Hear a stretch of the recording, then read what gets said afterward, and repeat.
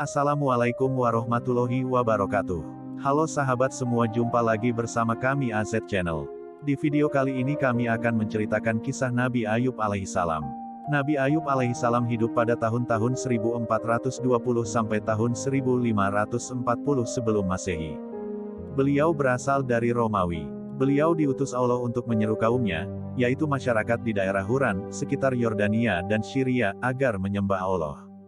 Sebelum ujian kesabaran menimpanya, Nabi Ayub diberikan limpahan karunia nikmat oleh Allah. Beliau dikaruniai badan sehat dengan wajah yang rupawan. Beliau juga diberi anugerah berupa anak-anak keturunan yang baik dan seorang istri yang setia. Menurut pendapat ulama yang paling populer, nama istri Nabi Ayub adalah Rahma binti Afrem bin Yusuf bin Yakub. Di sisi materi, Allah pun memberikan harta yang melimpah sehingga Nabi Ayub menjadi seorang yang kaya raya.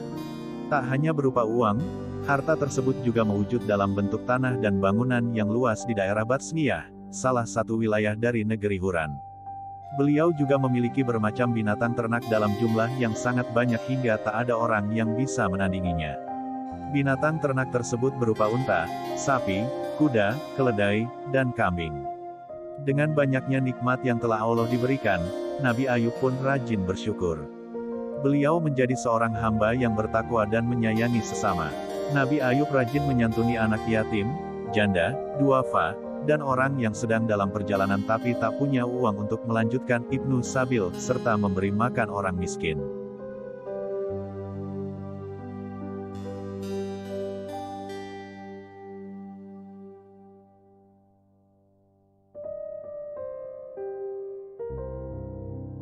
Nama Nabi Ayub alaihissalam disebutkan Allah bersama para nabi lainnya pada Al-Quran Surah An-Nisa, ayat 163 sebagai berikut. Sesungguhnya kami telah memberikan wahyu kepadamu sebagaimana kami telah memberikan wahyu kepada Nuh dan nabi-nabi yang kemudiannya, dan kami telah memberikan wahyu pula kepada Ibrahim, Ismail, Ishak, Yakub dan anak cucunya, Isa, Ayub, Yunus, Harun, dan Sulaiman. Dan kami berikan Zabur kepada Daud. Kemudian Allah menceritakan tentang ujian yang diberikan kepada Ayub dan bagaimana beliau bersabar menghadapinya. Sebagaimana firman Allah dalam surah Sad ayat 41-44 sebagai berikut.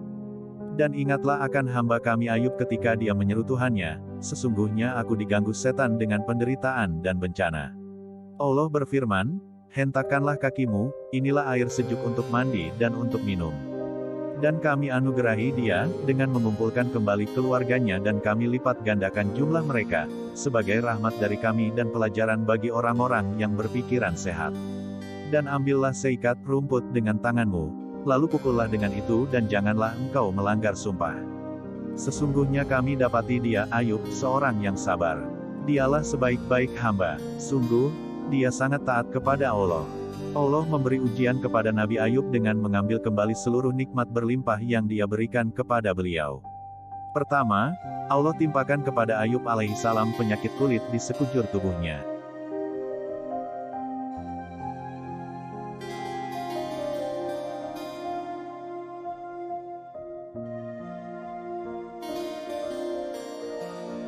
Bahkan Ibnu Katsir menafsirkan, tidak ada satu pori-pori pun dari tubuh Nabi Ayub yang selamat dari penyakit juzam kusta itu. Dengan itu Allah mengangkat nikmat paras beliau yang rupawan. Badannya yang semula sehat, segar, dan bugar Allah angkat dengan menimpakan tubuh yang sangat lemah karena penyakit itu. Saking lemahnya, dikisahkan Nabi Ayub sampai tidak sanggup berjalan sendiri untuk buang hajat ke kamar mandi, sehingga istri beliau harus menemani. Putra-putri beliau pun Allah ambil, semuanya meninggal dunia. Tak sampai di situ, harta Nabi Ayub yang berlimpah dan tak ada yang menandingi jumlahnya juga Allah tarik kembali. Nabi Ayub pun jatuh miskin.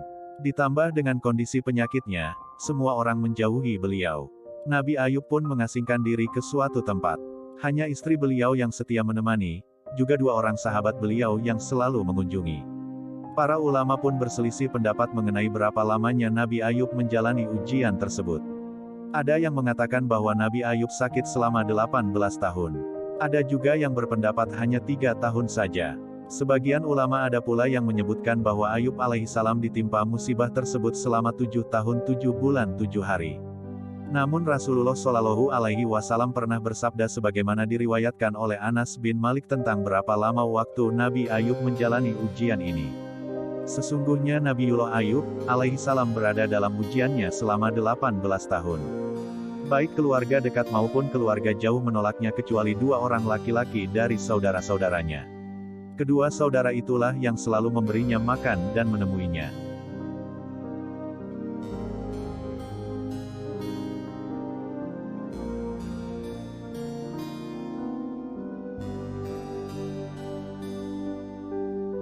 Istri Nabi Ayub pun sangat kasihan melihat kondisi suaminya itu. Hingga pada suatu hari saat membawakan makanan untuk Nabi Ayub, sang istri mengusulkan sesuatu kepada beliau. "Wahai Ayub, seandainya engkau mau meminta kepada Allah, tentu Dia akan memberimu jalan keluar." Demikian saran istrinya yang tak tega melihat Ayub alaihissalam sakit demikian lama. Namun, apa jawab Nabi Ayub? Beliau menolak dengan alasan yang luar biasa. Jawaban inilah yang menandakan betapa tingginya derajat keimanan Nabi Ayub. Kesabaran tingkat tinggi juga beliau perlihatkan melalui jawaban atas saran istrinya tersebut. "Aku telah diberi kesehatan selama 70 tahun. Sakit ini masih derita sedikit yang Allah timpakan sampai aku bisa bersabar sama seperti masa sehatku yaitu 70 tahun. Demikian jawaban Nabi Ayub. Jawaban tersebut juga sekaligus menjadi penegas bahwa hati beliau sama sekali tidak terpengaruh dengan ujian dahsyat yang ditimpakan Allah. Kedua sahabat yang masih setia mengunjungi dan membawakan makanan pun khawatir akan ujian yang menimpa Nabi Ayub. Terbersit dalam benak salah satu di antara keduanya bahwa ujian Nabi Ayub mungkin disebabkan karena dosa besar yang pernah beliau perbuat. Kegundahan itu pun disampaikannya kepada sahabat yang lain. Kemudian sahabat ini menyampaikannya kepada Nabi Ayub. Ketika mendengarnya beliau sempat sedih, tetapi beliau Nabi Ayub kemudian menceritakan kondisinya secara terbuka dan menampik prasangka itu. Walaupun ditimpa berbagai musibah, dimulai dari kematian anak-anaknya, hilang seluruh harta benda, penyakit yang tak kunjung sembuh, Nabi Ayub alaihissalam justru menghadapi itu semua dengan penuh kesabaran.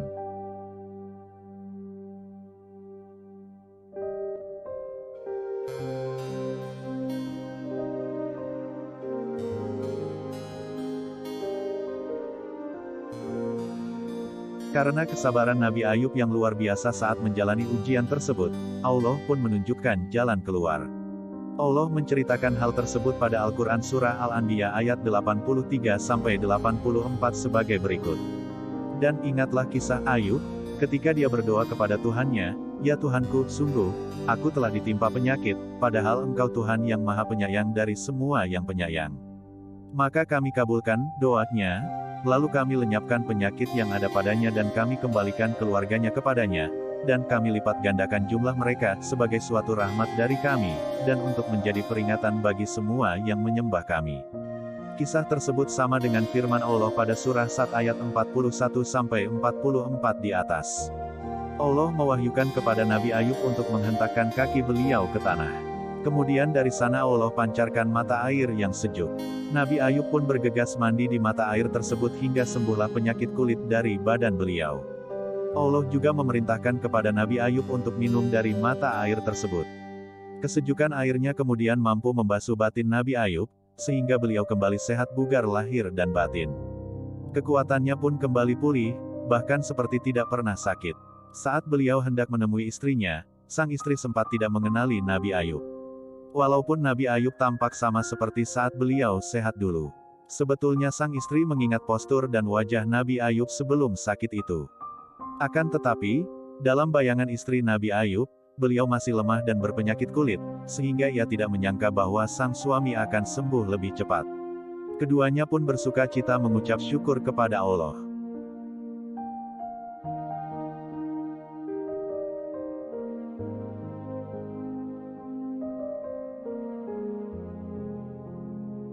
Sesuai firman Allah pada surah Al-Anbiya dan surah Sad tersebut di atas, bahwa Dia juga mengembalikan anggota keluarga Nabi Ayub dengan jumlah yang berlipat ganda. Harta Nabi Ayub juga Allah kembalikan lagi sebagai hadiah atas keridaan beliau menjalani ujian.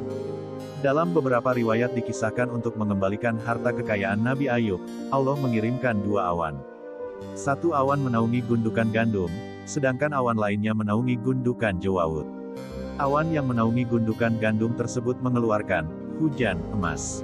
Sementara awan yang menaungi Juwaut mengeluarkan perak. Dengan demikian harta Nabi Ayub pun kembali melimpah.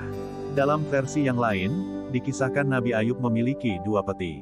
Satu peti tempat menyimpan gandum dan satu lagi tempat menyimpan Juwaut. Allah mengirimkan kedua awan untuk menghujani peti gandum dengan emas hingga luber. Awan yang satu lagi mengguyurkan perak ke peti Juwaut hingga meluap pula. Tak sampai di situ, Allah juga mengembalikan kekayaan Nabi Ayub dengan cara yang lain. Dalam hadis riwayat Bukhari dan Nasai dari Abu Hurairah, Rasulullah bersabda, manakala Ayub sedang mandi telanjang, sekelompok belalang dari emas jatuh kepadanya, maka Ayub memunguti dan menyimpan belalang itu di bajunya. Tuhan memanggilnya, wahai Ayub, bukankah aku telah membuatmu kaya seperti yang kamu lihat? Ayub menjawab, benar ya Robi, akan tetapi aku selalu memerlukan keberkahanmu.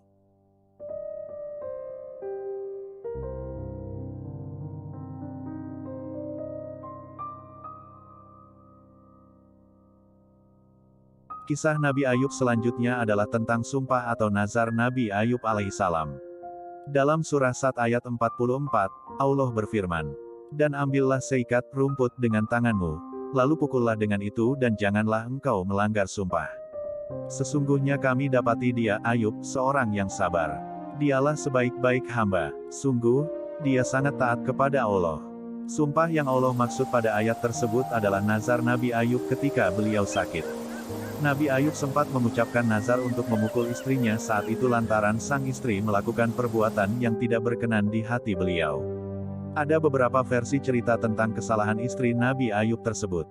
Versi yang pertama, diceritakan bahwa setelah Nabi Ayub jatuh miskin dan sakit-sakitan, sang istri harus bekerja untuk memenuhi kebutuhan mereka berdua. Sang istri pun bekerja di rumah orang lain. Suatu hari sang istri terlambat pulang ke rumah sehingga Nabi Ayub marah.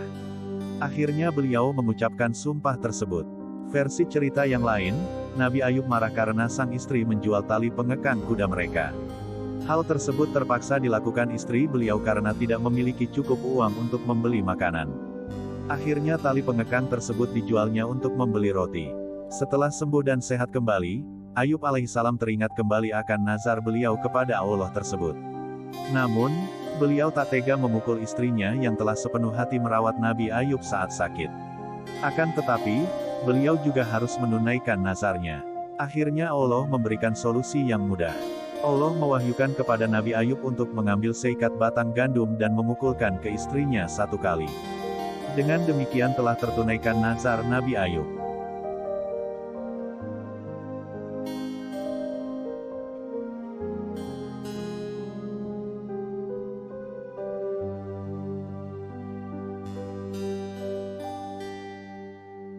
Kisah tersebut pun menjadi dasar untuk memberikan hukuman kepada mereka yang berbuat dosa. Menurut pendapat Imam Ahmad, memukul seorang pendosa yang terancam hukuman itu diperbolehkan. Misalnya, memukul seorang pezina dan orang yang menuduh tanpa bukti yang valid. Mereka boleh dipukul seperti cara Nabi Ayub memukul istri beliau. Hal tersebut dilakukan agar si pendosa tidak celaka setelah dipukul. Pada masa Rasulullah Shallallahu Alaihi Wasallam hukuman seperti itu juga pernah dipraktikkan. Beliau pernah memerintahkan kepada para sahabat untuk menghukum seorang laki-laki sakit yang berzina. Rasulullah menyuruh para sahabat untuk memukul si lelaki tadi dengan 1 janjang kurma. Dalam 1 janjang tersebut terdapat 100 cabang. Dengan demikian, 1 pukulan saja sudah melaksanakan hukuman tersebut. Salah satu tujuan Allah mengutus para nabi dan rasul adalah untuk menjadi teladan bagi umat manusia. Demikian pula Nabi Ayub, kisah beliau syarat hikmah yang dapat menjadi pelajaran berharga bagi kita, sebagai berikut. 1. Bersyukur dan bersabar. Seperti telah diceritakan di atas bahwa ketika Allah memberikan limpahan nikmat dan harta kepada beliau, Nabi Ayub rajin mensyukurinya. Beliau rajin beribadah sehingga menjadi insan yang takwa. Beliau juga rajin menyedekahkan harta kepada mereka yang membutuhkannya. Sebaliknya, ketika Allah memberikan ujian kepada beliau, Nabi Ayub pun memiliki kesabaran tingkat tinggi. Meski menderita karena penyakit dan kemiskinannya, Nabi Ayub tak pernah mencela Allah.